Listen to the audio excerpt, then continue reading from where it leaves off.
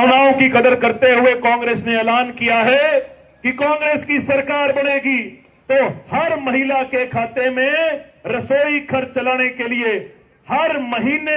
आपके खाते में 2000 रुपए डालने का काम कांग्रेस करेगी। कांग्रेस ने यह भी वादा किया है, कांग्रेस की सरकार बनेगी तो जो ये बत्ती जल रही है, लाइट जल रही है, तो हर परिवार को 300 यूनिट बिजली मुफ्त में दी जाएगी। 300 यूनिट तक बिजली का बिल नहीं वसूल लिया जाएगा। हमारे बुजुर्ग बैठे हैं, हमारे बुजुर्ग माताएं बैठी हैं। मैं बताना चाहूंगा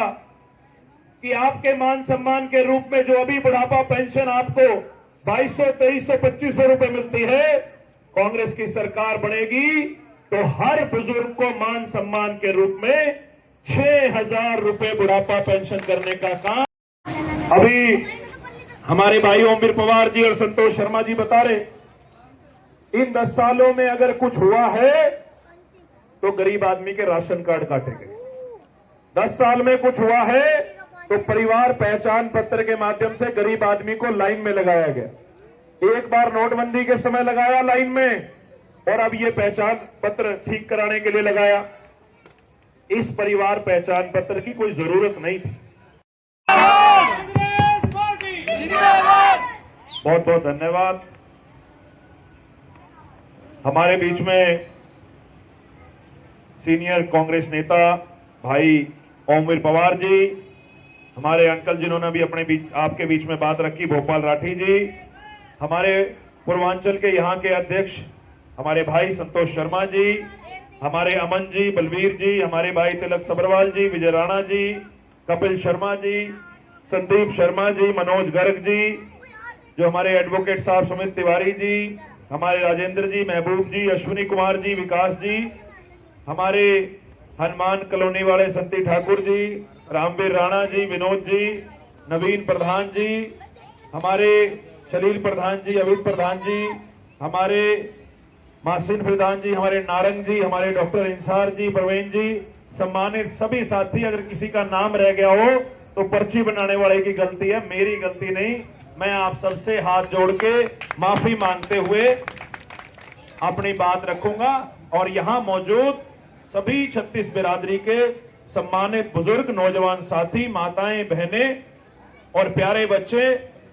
सबसे पहले तो मैं आप सभी का धन्यवाद करता हूं।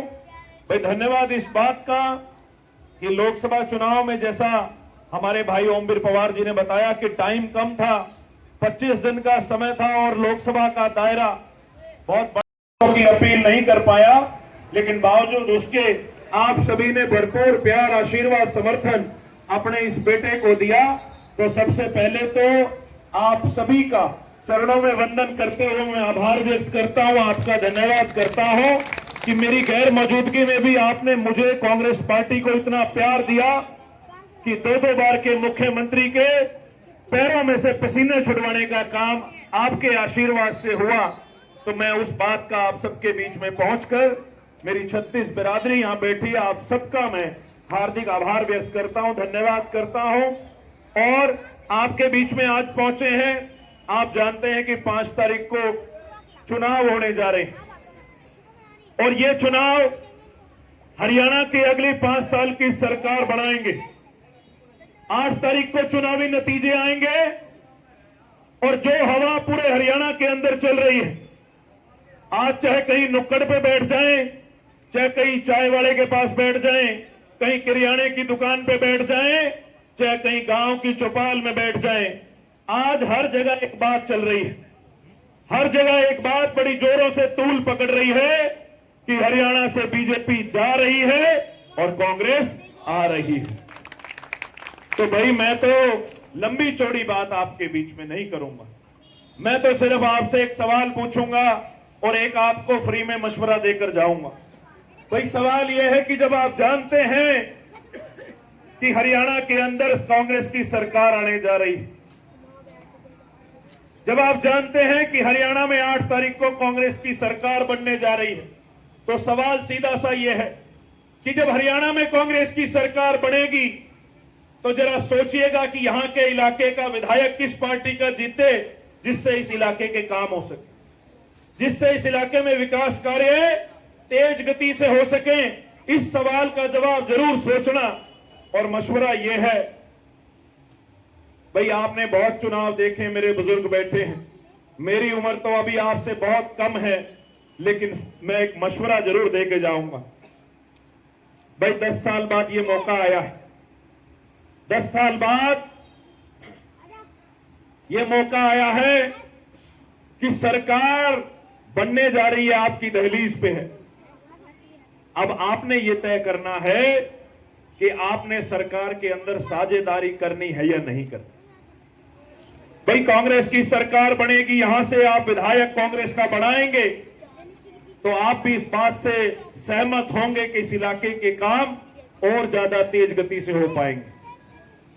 और 10 साल में इस इलाके के विधायक ने अगर इस इलाके के लिए, आपके लिए कोई काम किए, मैं तो ये कहूंगा आपको कोई और आदमी, राजनीतिक आदमी ये बात नहीं कहेगा। अगर 10 साल में महिपाल ढांडा ने आपके इलाके के लिए, आपके बच्चों के लिए, गरीब आदमी के घर पे अगर कोई घर का सदस्य बीमार हो जाए और उसके इलाज के लिए, क्योंकि कोई बड़ी बीमारी ईश्वर ना करे लग जाए, तो इलाज के लिए पैसे नहीं होते, कांग्रेस ने ऐलान किया है कि हर परिवार के सदस्य का कोई ऐसी बीमारी अगर लग जाए तो 25 लाख